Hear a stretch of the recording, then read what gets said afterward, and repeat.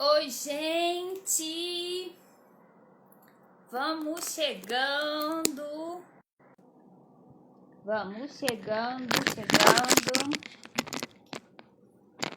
para mais uma live Mara, com conteúdo Mara. RQL Lima, seja bem-vinda. Inhara, minha amiga maravilhosa, seja bem-vinda. CA Cerqueira, bem-vinda. Lidiane, Abigail Lindona, Bolinhos Dava, Up I Wear, bem-vinda, gente. Ramaciote Flávia, bem-vinda. Boa noite, gente, com muita alegria. Nós estamos aqui para mais uma live mega importante, gente, que eu sei que a gente tem medo disso, eu tenho, das úlceras. Joy Oliveira, Ana Costa, lindinha, internacional, eu amo. Helena Vascular, Costa Sila, gente, Cake que te quero, eu também quero, eu amo doce, gente. Doutor Vladimir, sejam todos vocês bem-vindos à nossa live.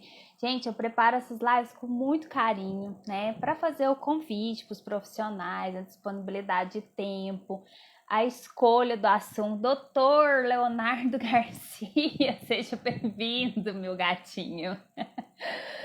Érica Souza, Simone, todo mundo, boa noite. Hoje nós vamos falar, né, sobre úlcera venosa com a doutora Juliana Pugina. Gente, os profissionais que participam das nossas lives são profissionais de peso, super atualizados, sabe, que estão em constante, estudando sempre, que estão engajados, né? Estão sempre dispostos a aprender e principalmente a contribuir com a gente aqui, né? Porque o profissional se dispor a estar aqui é maravilhoso, né? Então, já vou convidar a doutora Juliana, tá bom? Sejam bem-vindos. Cleide, que entrou, a Márcia Souza. É com muita alegria mesmo que eu recebo vocês. Cícero, eu abri uma caixinha de perguntas, não teve tantas perguntas, eu vou tentar ir acompanhando aqui, conduzindo com a doutora, tá bom? Marta, seja bem-vinda. Vamos lá.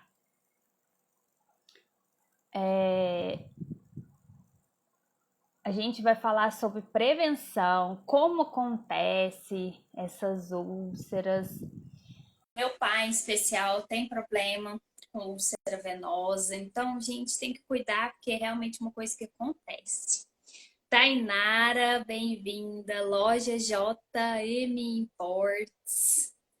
Todo mundo seja bem-vindo. Gente, pega a setinha aqui e compartilha, sabe? Esse aviãozinho aí, compartilha. Porque às vezes você não manda para uma pessoa que tem problema de trombose, mas ela conhece alguma pessoa que tem, e aí a gente vai divulgando o assunto. Sabe essa flechinha? Compartilhem.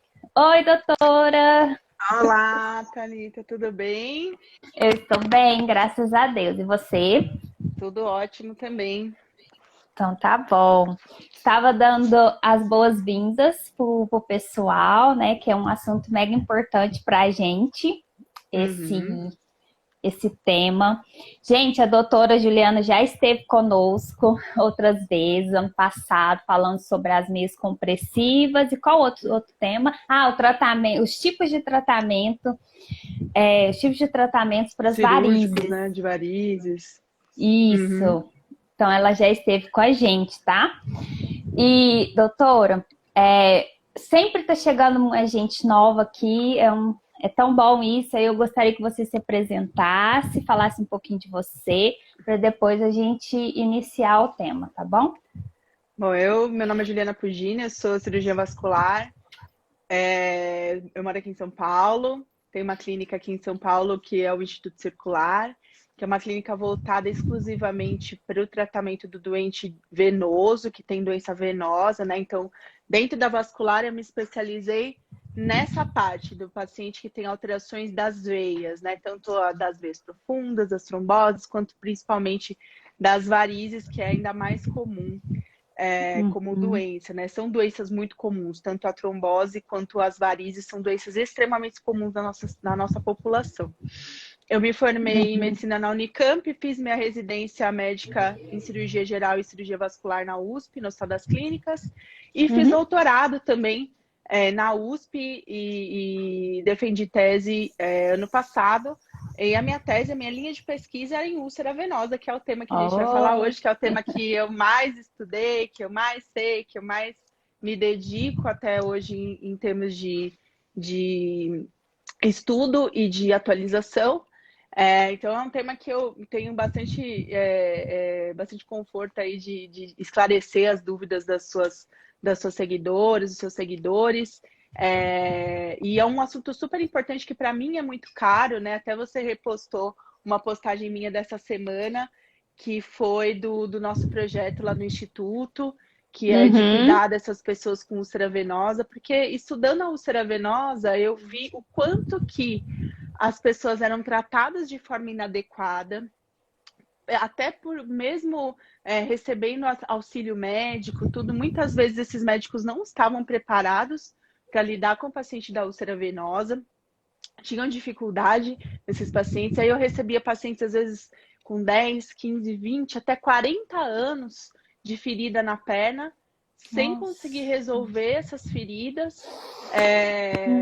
E é um problema enorme, né? Na vida, na qualidade de vida da pessoa, é o último grau aí da doença venosa e precisa saber o tratamento. Sabendo o que fazer, o que precisa ser realizado, é muito mais fácil de cicatrizar essas úlceras e também de evitar que novas úlceras apareçam, que é até mais importante, porque a recidiva é muito alta, chega a 100% dos casos não tratados de forma adequada em 5 anos. Então, assim, fatalmente a pessoa vai ter uma nova úlcera se ela não tomar alguns cuidados. Então, a educação sempre foi para mim uma priorização nessa parte. Então, não só para os pacientes, como a gente está fazendo hoje, levando o conhecimento para as pessoas, elas mesmas entenderem da saúde, mas também eu dou cursos, palestras para outros médicos, tanto que trabalham em postos de saúde, pessoas que médicos clínicos gerais, enfim, quanto para os próprios vasculares, que mesmo dentro da nossa especialidade, tem muito vascular que sabe pouco sobre essas novas tecnologias e coisas que estão aparecendo para o tratamento do doente com úlcera venosa. Então, essas pessoas também precisam de treinamento. Então, eu participo também de treinamentos com médicos vasculares, com equipes de enfermagem que fazem tratamento de úlcera. Então, eu já dei muitos treinamentos aí Brasil afora com relação a isso. E aí é o que eu vou tentar trazer um pouquinho para os pacientes, principalmente para quem teve trombose, que é um grupo de risco, né, para úlcera venosa, saber o que fazer. E aí, já tem perguntas? Vamos lá. Quem você quer saber primeiro, né? Porque como você também é paciente, então você com certeza tem muitas dúvidas aí na cabeça. Muitas. Reforçando a questão do projeto que você postou, eu fiquei encantada, né, com o Brasil Sem Feridas, porque eu observei essas duas vertentes, tanto da capacitação dos profissionais, que é muito importante, porque assim vão se formar agentes multiplicadores que conheçam de fato como tratar esse problema que para nós é um temor realmente, e também a parte do atendimento para as pessoas que não têm condição, porque teve até um comentário já que passou aqui que fala que algumas questões, né, relacionadas às veias, dos planos de saúde, leva para a parte estética.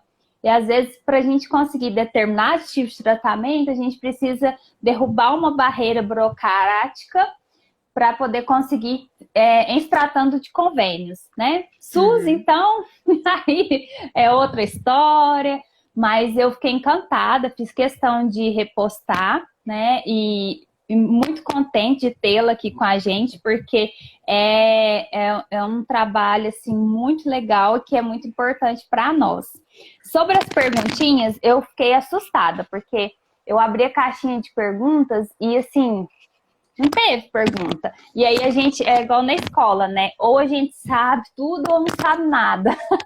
Quando não tem, quando a gente não pergunta, aí eu falei, ai. Então, eu gostaria que você se explicasse. Você falou do estágio, né, que chega até a úlcera, mas nem todo mundo tem conhecimento. Eu até postei uma fotinha explicando, mas nem todo mundo sabe que é lá o estágio final, que se a gente deixar chegar até lá, é pior. Então, explicar essa questão do estágio, depois das possibilidades de tratamento, e aí a gente vai conversando, tá bom? Tá bom. Bom, então, a úlcera venosa é o último estágio de uma doença que a gente chama de insuficiência venosa crônica, que é uma doença muito comum na população, chega a atingir 30% da população, então 1/3 das pessoas, 1 em cada 3 pessoas tem insuficiência venosa. E essa insuficiência venosa, ela pode ser que a gente chama de primária, que é aquela pessoa que nasce com uma tendência a ter varizes, e aí ela tem uma insuficiência venosa em decorrência de varizes. E existe a insuficiência venosa secundária, que pode ser relacionada com uma trombose que a pessoa teve. Então, ela teve lá uma trombose em determinado dia, e aí as veias ficaram insuficientes em decorrências de uma sequela de uma trombose, né? Sim. Que essa sequela de trombose pode ser uma obstrução dessa veia, essa veia pode ter ficado entupida para sempre, ou, como na maioria dos casos, a trombose pode se resolver ao longo do tempo, então haver a recanalização dessa trombose. Então, nós temos no nosso organismo o sistema fibrinolítico, que são proteínas que tem no nosso sangue, que servem para destruir coágulos de sangue. Elas só servem para isso, a gente tem elas o tempo inteiro ativas no nosso organismo.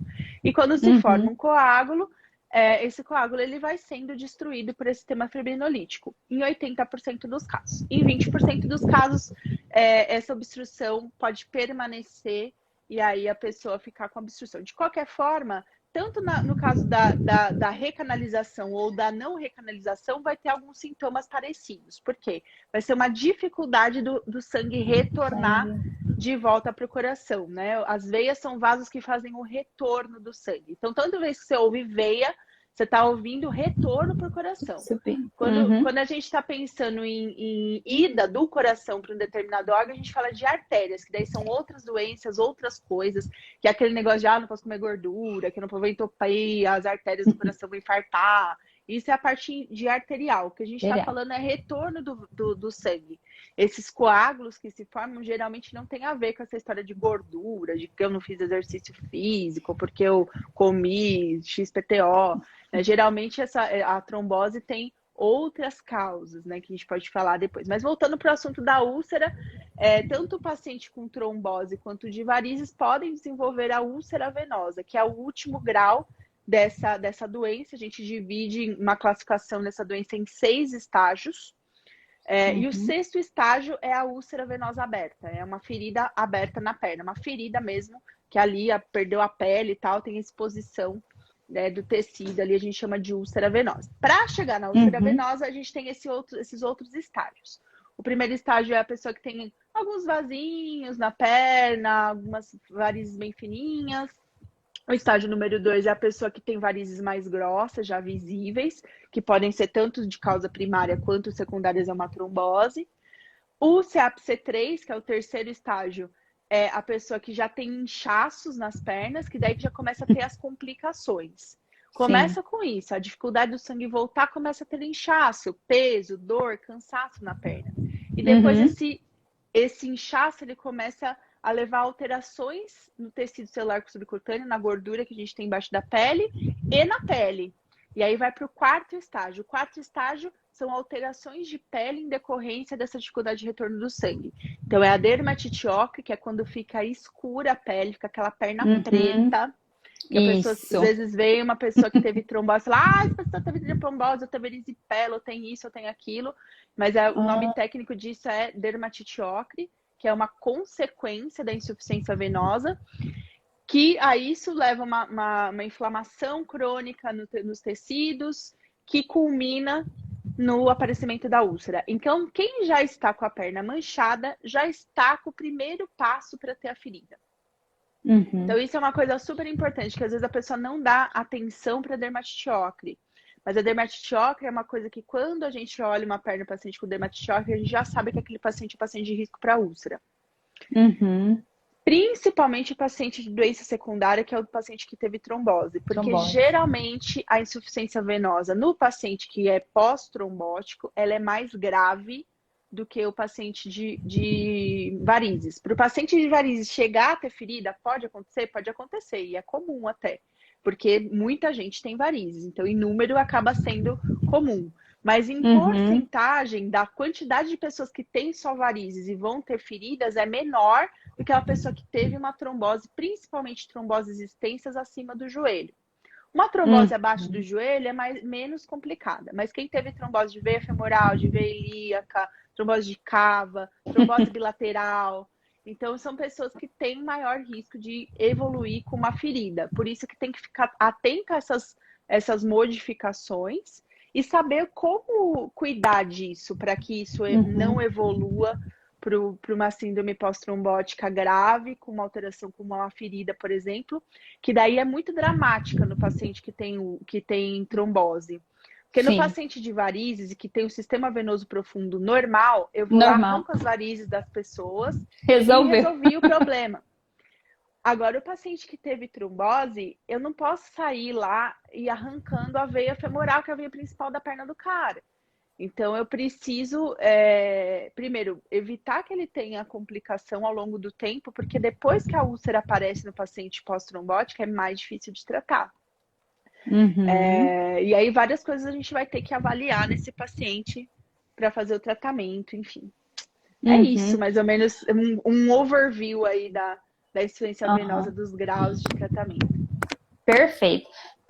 A moça perguntou aqui, consequência da dermatite óssea. Não é óssea, é ocre, né, doutora? É aquela pele quando fica escurecida, a pele fica manchada, principalmente na parte assim da canela, nessa região, não é isso? Isso. A dermatite ocre é uma tatuagem que acontece na nossa pele e ela vem de um pigmento que está no nosso sangue, que é a hemoglobina, que é o pigmento que carrega o oxigênio que está nos nossos glóbulos vermelhos, que não são vermelhos à toa, são vermelhos por conta deste pigmento, que é um pigmento que tem ferro. Então, o ferro ele serve para carregar o oxigênio e levar o oxigênio para os lugares, levar para as células, enfim.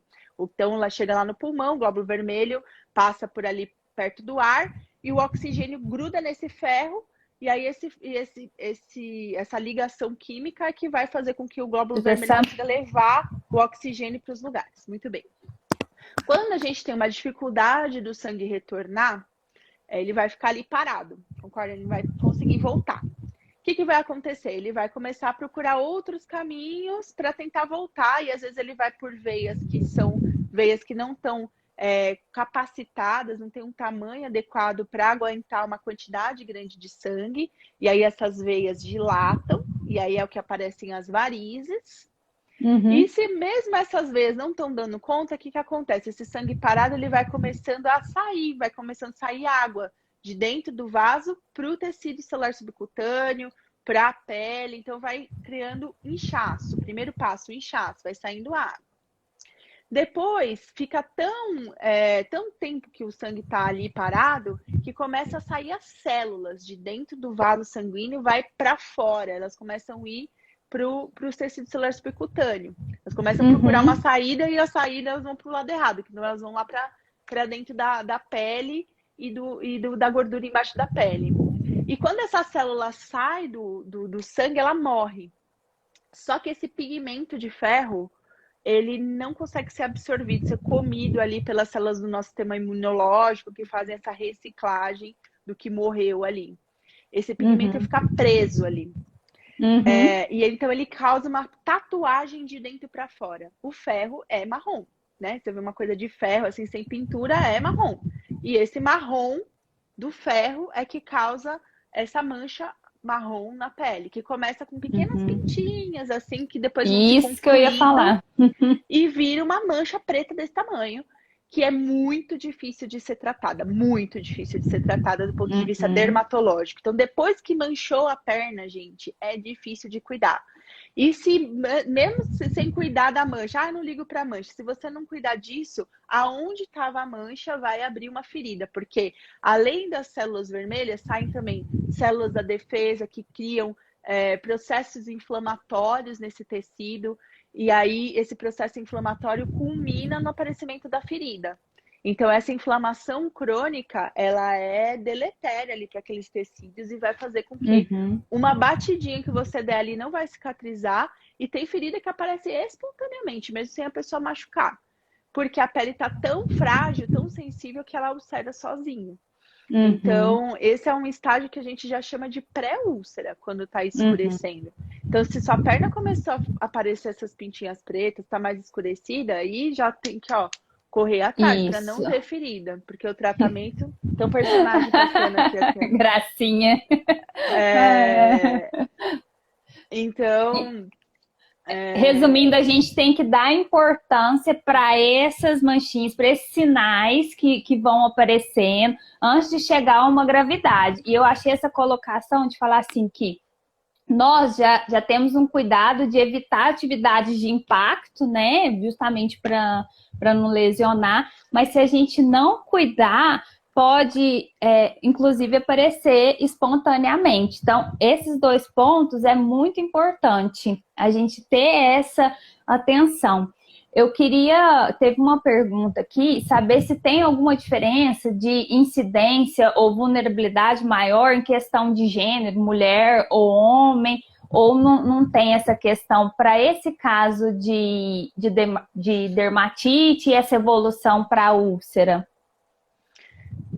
Varizes primárias são mais comuns em homens e em mulheres, e trombose também é mais comum em mulher até os 40 anos de idade, por conta dos hormônios femininos, né? Que geralmente essa mulher vai usar anticoncepcional, ela vai ficar grávida, que é um fator de risco para trombose. Então, se você tirar o fator de risco hormônio, a incidência é igual. É igual, entendi. Mesmo na nossa idade menor do que 40 anos. Né? Tá certo. Para os idosos, a incidência de trombose é igual.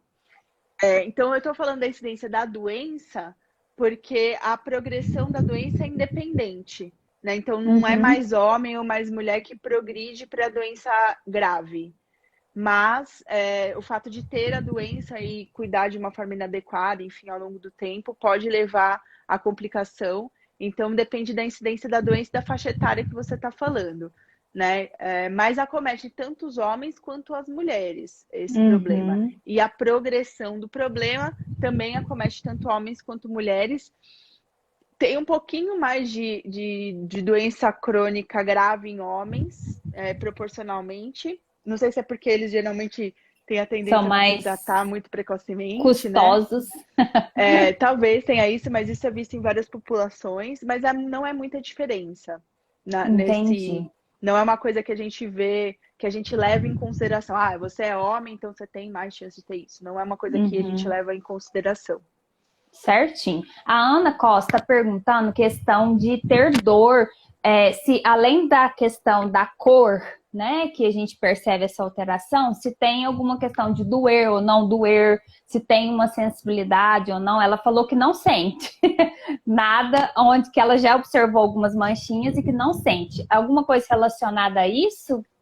Mesmo quem é assintomático pode não ter. Assim, é mais comum você ver sintomas. Geralmente o paciente com doença avançada, ele vai ter mais sintomas de peso, dor, cansaço nas pernas. Mas os sintomas da doença venosa, eles são muito mais difusos do que localizados. Geralmente a pessoa não tem dor num determinado local onde está a mancha. Normalmente a dor dela é um peso na perna, um cansaço na perna no fim do dia, um inchaço na perna no fim do dia. Esses são os sintomas de doença venosa. Então, geralmente o sintoma não é localizado. E uma curiosidade, mesmo a úlcera venosa, geralmente quando ela é uma úlcera venosa pura, que é só de varizes, porque tem úlceras, né, ou de trombose, tem úlceras que são mistas, que daí a pessoa tem pressão alta e ferida por causa da varizes também, e aí junta uma coisa com a outra, ou diabetes, e aí muda um pouquinho. Mas para quem tem úlcera isolada venosa, essa úlcera não dói. É Ali, ó, gente. uma panela aberta lá, uma feridona na perna da pessoa, você fala assim, dói? A pessoa fala, não, não dói, não sinto nada. Então, não sentir Uhum, nada não quer dizer que você não tem risco de ter úlcera, até porque você pode ter, inclusive, a úlcera e não sentir nada. uhum. Então, é importante cuidar mesmo que não tenha sintomas localizados ali. O pessoal tá aqui perguntando. Meio compressivo, o que que faz para prevenir massagem, drenagem? Eu acho que quando dá esse cenário, assim, esse panorama geral e de uma possibilidade real da nossa situação, realmente gera um receio, um medo. Então, excelente ter feito essa explanação, mas hoje eu estou vendo que o pessoal está preocupado. O Mas o que eu desespero, vou né? fazer então a partir desta constatação de que, porque realmente o meu caso, eu nas figurinhas que eu vi, eu devo estar no estágio 4 por aí, sabe? Pela questão, porque eu sinto peso, inchaço, varizes calibrosas, a minha trombose não recanalizou, eu tenho um stent obstruído, então são inúmeras situações que a gente vai somando e vai pensando, ai, ai, ai. E realmente passa esse medo e é a realidade das pessoas que estão aqui, porque a maioria delas tiveram a vivência da trombose. Ou também varizes, né? Mesmo a gente sabendo essas duas causas, né, doutora? Uhum. Então, assim, conta pra gente, já que é algo que você estudou bastante no seu doutorado, que é algo assim que você tem um apreço, como a gente pode se cuidar, a gente pode observar, ver o sintoma e procurar um médico, a gente já sabe. Agora, no nosso dia a dia, assim, o que você dá O dica que dá pra para fazer? gente? Isso. Primeira Ou o coisa, Marcos aqui, ó, isso assusta. Assusta mesmo, mas por assusta isso que a mesmo. gente tem que falar, né, doutora? Isso aí. Informação é a base de tudo, né? Você saber o que vai fazer. E eu sou super fã desse negócio de ensinar as pessoas a cuidar da própria saúde. Tanto que há 7 anos eu comecei um blog sobre cirurgia vascular, enfim, que não existia na época, né? Quando era tudo mato, que não tinha Instagram, não tinha nada disso. É tudo mato. E Aqui em aí Minas ainda é mato. E aí, eu sempre prezei por isso, porque eu acho que a pessoa que tem a doença é a que tem que mais saber sobre aquilo. Para Isso. ela saber o que fazer e saber como se cuidar, saber julgar o que está sendo feito com ela, o que ela está usando de medicação, o que ela está fazendo de exame, qual que é o acompanhamento que ela está fazendo. Então, você que é o responsável pela sua saúde. Então, você tem que ser o primeiro a Sim. saber de tudo. Uhum. Bom, enfim, primeira coisa, para quem teve trombose, quem começou, que eu passando aqui algumas perguntas, gente, eu tive trombose há 2 meses atrás, há 3 meses atrás, que eu faço, não sei o quê. Então, quem tem Uhum. trombose aguda, quem teve trombose há pouco tempo, Uhum. essa pessoa, a primeira coisa que vai ajudar ela a evitar ter uma ferida no futuro, é ela fazer o tratamento adequado de anticoagulação, que foi prescrito, tá bom? Uhum. Por que isso? Qual que é o nosso objetivo na anticoagulação do paciente com trombose? Não é dissolver o coágulo. Tem gente que acha, eu tô tomando Marevan, tô tomando não sei o que, tô tomando não sei o que lá para dissolver o coágulo da trombose. Isso não é verdade, gente. O remédio anticoagulante, ele serve para não progredir a trombose que já está. Quem vai dissolver o coágulo é o seu organismo mesmo, Organismo. com o sistema fibrinolítico. Então, você está tomando remédio para ter uma ajuda para esse sistema fibrinolítico não ter mais coágulo ainda para ele ter que dissolver, certo? Porque daí Uhum. você não vai progredir. Você vai evitar complicações mais graves nesse período agudo, que é a embolia pulmonar, que é quando solta um pedaço do coágulo e vai para o pulmão. Então, quando você está usando Uhum. anticoagulante, você previne essa complicação, que é uma complicação grave e potencialmente fatal. Então, também é importante por conta disso. Mas pensando na doença crônica, vamos supor que você não teve embolia, não teve nada disso, mas passou bem por essa fase, vai para começando a fase crônica. Tomar direitinho de coagulação vai evitar você progredir essa trombose. Quanto mais veias forem acometidas nessa trombose, maior vai ser a sequela que você vai ter e pior vão ser os sintomas que você vai ter para frente, incluindo o risco de úlcera. Então, se Uhum. você fizer um diagnóstico precoce, né, e isso é uma outra coisa que eu bato na tecla também quando eu falo para a população, inclusive para a população que tem varizes primárias, que é um fator de risco para trombose, é saber os sintomas e os sinais e sintomas de uma trombose, de inchaço na perna, de dor na perna, e saber que precisa procurar Exatamente. assistência médica e começar precocemente o tratamento. Muito bem. Usando o anticoagulante, o segundo objetivo nosso, e por isso que a gente deixa o anticoagulante por algum tempo, é evitar uma nova trombose. Eu vi que passou também pergunta aí sobre isso. Ah, eu posso ter uma nova trombose? Sim.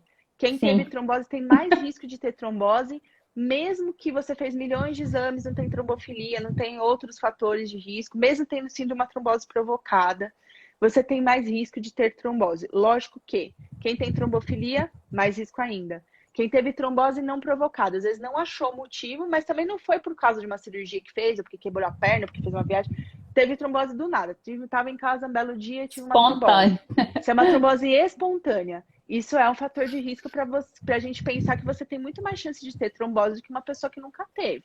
Então, essa pessoa também tem que se preocupar em tomar anticoagulante para evitar ter uma nova trombose ao longo do tempo. O primeiro ano depois da trombose é o ano que a gente tem mais risco de ter uma nova trombose. Mas esse risco permanece mais alto ao longo do tempo. Então, dependendo de cada caso, o médico vai escolher manter a anticoagulação mais tempo ou menos tempo. Vai depender do teu risco. E aí você vai ter que ver isso com o seu médico. Também estão saindo novos estudos, enfim, tem mudado muito isso. Mas aí, se eu entrar nessa parte aí, a gente vai ficar falando disso, não de úlcera. Mas, enfim. Então, se tratar, usar o anticoagulante é importante. Meia elástica. A meia elástica, gente. Ela vai ter uma ação, em primeiro lugar, na fase aguda, diminuição de sintomas. Então, aquela perna inchada, horrorosa, do começo da trombose, dor, não sei o que, a meia elástica vai ajudar nesses sintomas. A meia elástica previne a formação da síndrome pós-trombótica, da dermatite ócrea, da úlcera venosa? Estamos em pesquisa. A gente achava com certeza que sim, até 2016. Em 2016, belo dia, eu abri o PubMed, o site dos artigos, e aí tinha saído o CHEST, que é um consenso de trombose muito famoso, que sai a cada 4 anos, se não me engano. Um belo dia saiu o CHEST novo, aí eu fui lá ler o CHEST. Aí, uma das recomendações do CHEST de 2016 era não utilizar meia elástica no paciente que teve trombose. E aí eu fiquei estarrecida, porque eu falei, cara, mas não é possível. Eu vejo meus pacientes melhorando de inchaço, e o inchaço é um dos sinais que a gente vê que a doença está progredindo, tá, para dermatite ócrea. Eu vejo melhora nesses pacientes. Eu vejo que esses pacientes que usam bem meia elástica não têm ferida.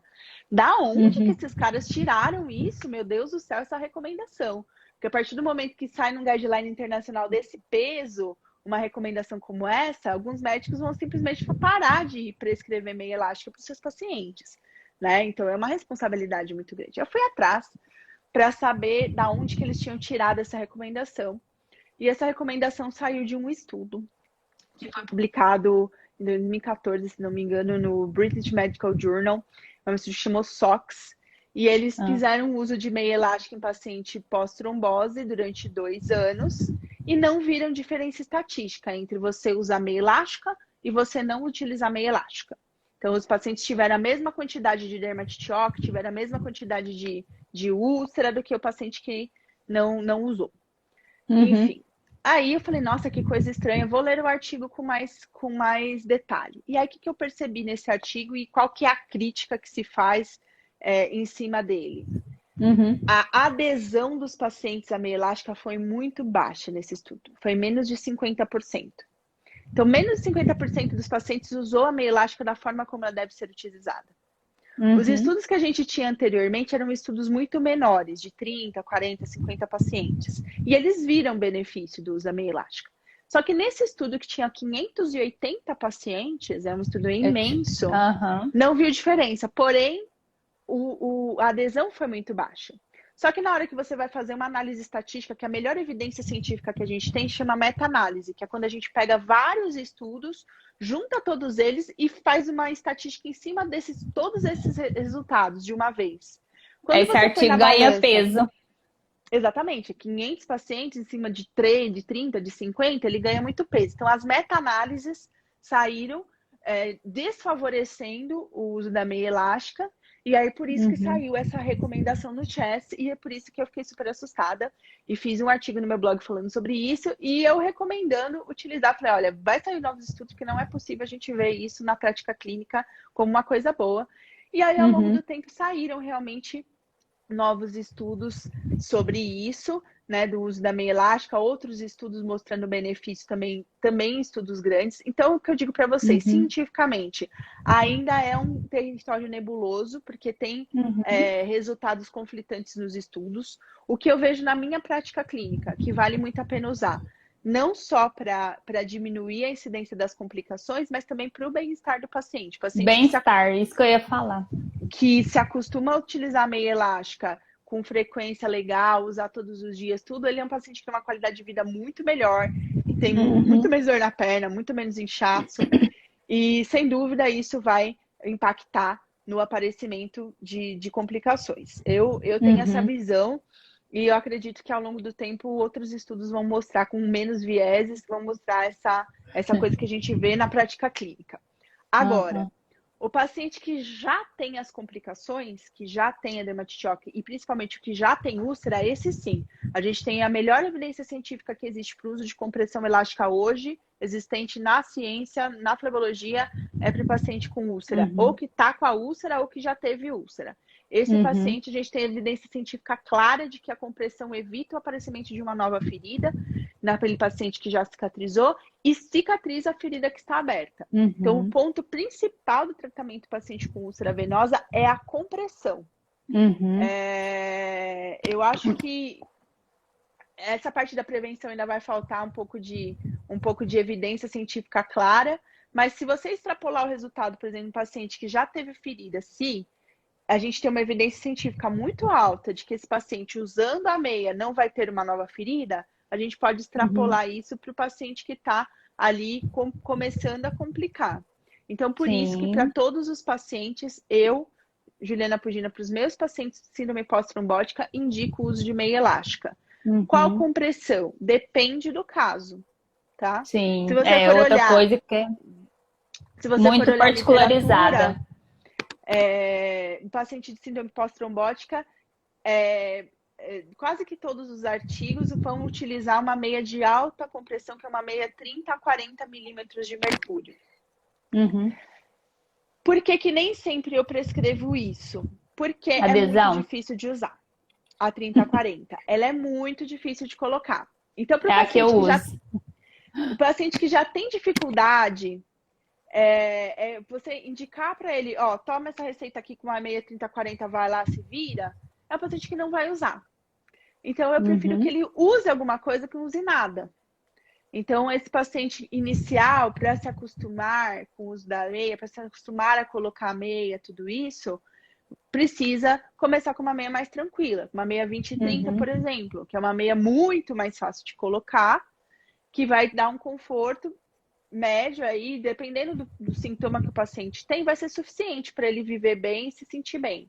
Agora, o paciente que já começou a ter complicação, o paciente que já tem o CAPC4, que é a dermatite ocre, já tem alteração de pele, paciente que já teve ferida, esse paciente tem que usar 30 a 40.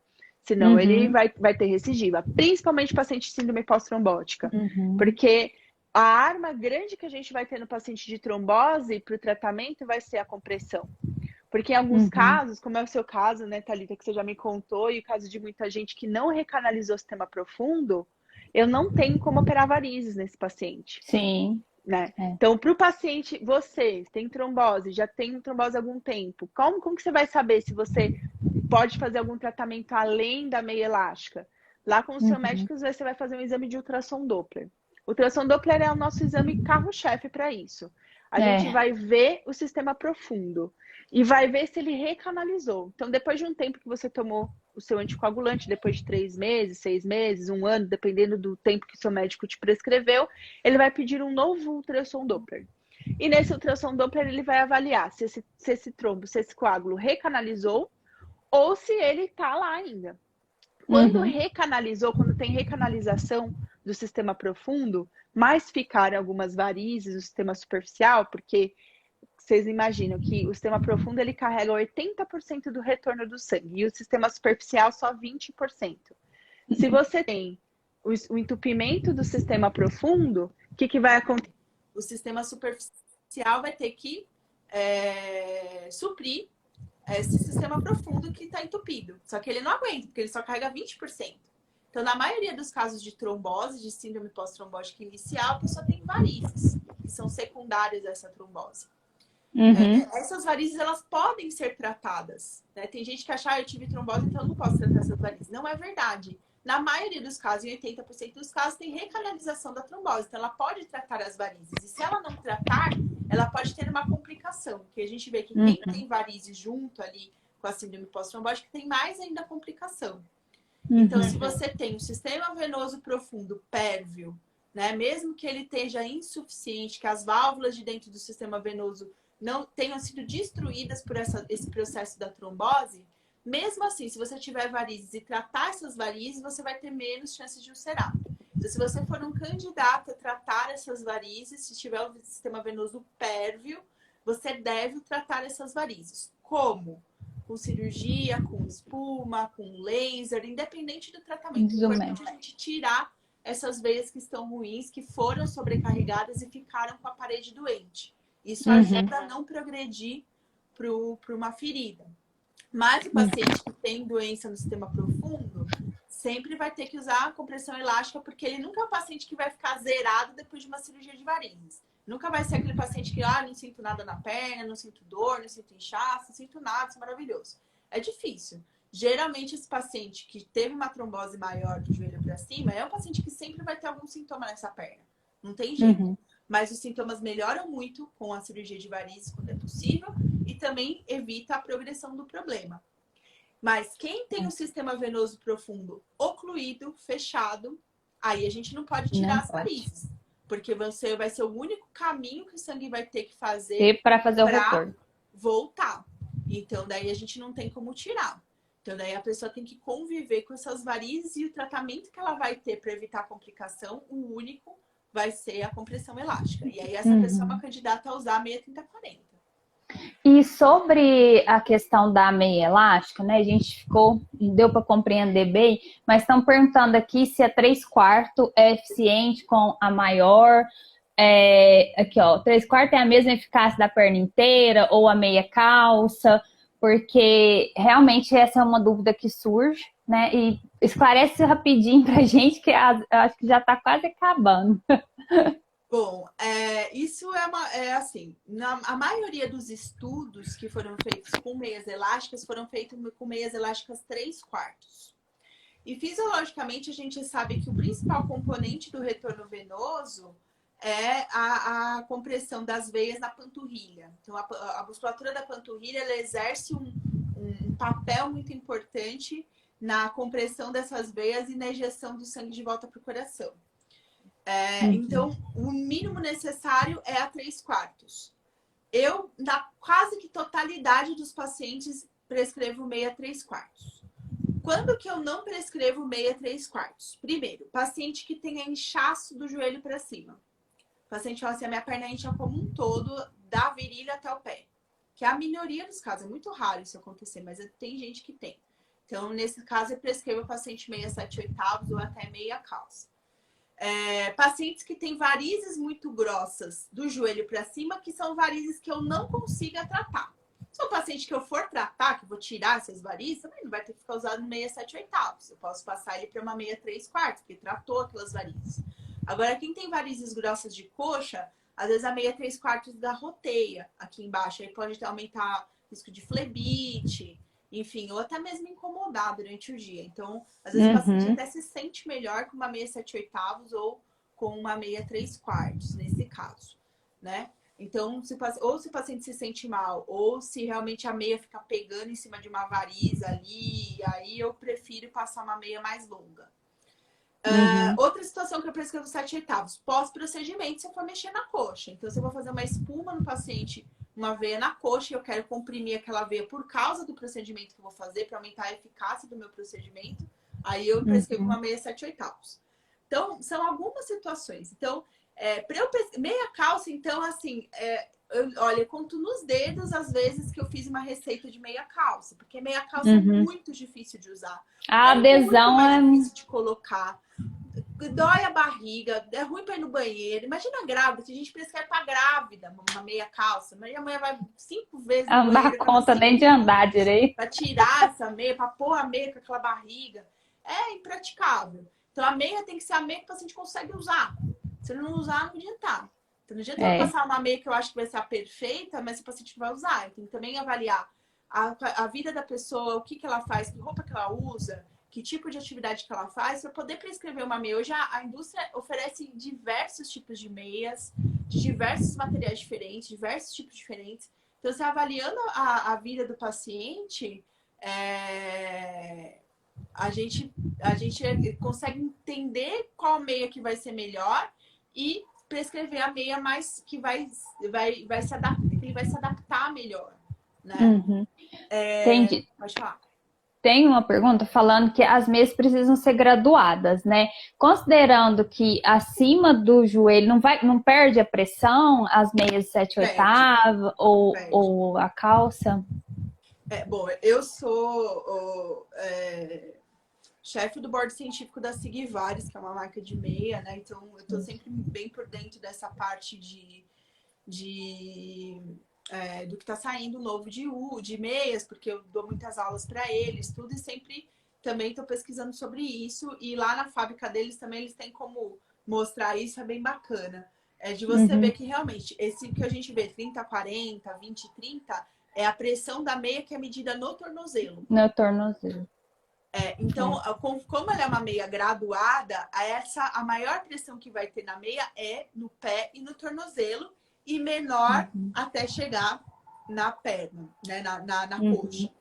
Então, na raiz da coxa, se você for medir uma meia 7/8, 30-40, aqui na coxa, você vai ver que ela vai pressionar menos de 10 milímetros de mercúrio. Então, por isso que também essa questão de usar avaliação é particularizada. Ou 7/8, às vezes não faz tanta diferença assim, até porque a compressão em si na coxa nunca vai ser tão boa quanto na panturrilha. E nem pode, né, doutora? Imagina. Aqui. Não, você nem aguentar, é horrível. Então, existem meias que mantêm melhor a compressão, quanto mais dura a meia, quanto menos complacente ela for, melhor ela vai segurar essa pressão até aqui em cima. Mas é mais difícil de colocar também. Então, tem tipos de meias, dependendo do paciente, que a gente tem que lançar a mão de meias menos complacentes, mais duras, menos elásticas, né, entre aspas, para que ela consiga segurar melhor essa compressão. A compressão inelástica, quanto menos elástica for a compressão, ela é melhor. Então, quanto mais grave for o paciente, menos elástica a meia pode ser. Então, aquela meia bonita, fininha, não sei o que você vê no meu Instagram, fala, olha, gente, tem meia elástica fininha, não sei o que. Essa é uma meia elástica com paciente doente inicial. Um paciente que já tem complicação, já tem dermatite ócrea, já tem ferida, esse paciente não é candidato para esse tipo de meia. Eu vou precisar de uma meia menos... Eu já experimentei também, não dá certo. Eu vou conseguir um resultado muito melhor do ponto de vista mecânico ali na compressão das veias, inclusive acima do joelho. Na meia elástica tradicional que a gente compra, a compressão acima do joelho é muito pequena. Mas tem essa questão que eu te falei, por exemplo, às vezes uma veia muito grande, tudo que fica garroteando. Uma avaliação particularizada. Se beneficiar. Ou que tem realmente um inchaço pronunciado na coxa. Então, também é um paciente que vai se beneficiar. Mas, te juro, 90% das meias que eu prescrevo para o paciente que vai usar de longo prazo, que não seja pós-procedimento, é meia 3/4. 3/4. Então, a maioria, o que tem evidência científica pesada é 3/4.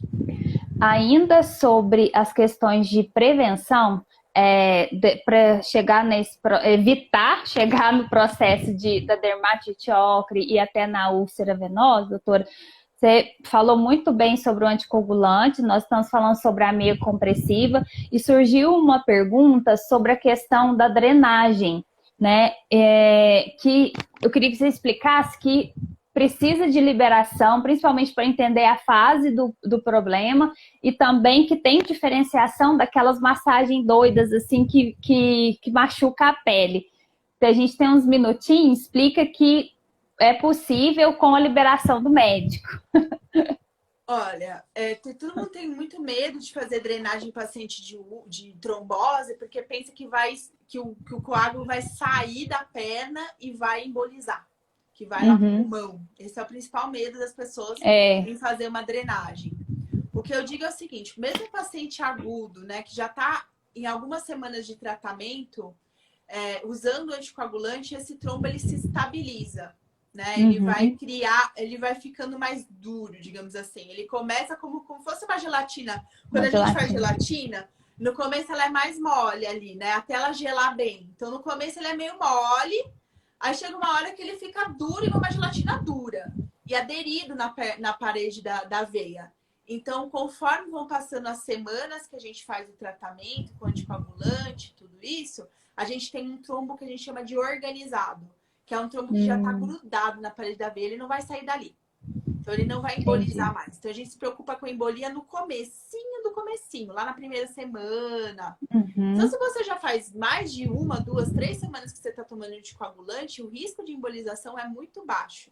Isso é uma outra coisa também que o pessoal tinha medo, era, vamos deixar o paciente em repouso depois que teve a trombose, ficar parado, não pode se movimentar, porque senão ele vai embolizar.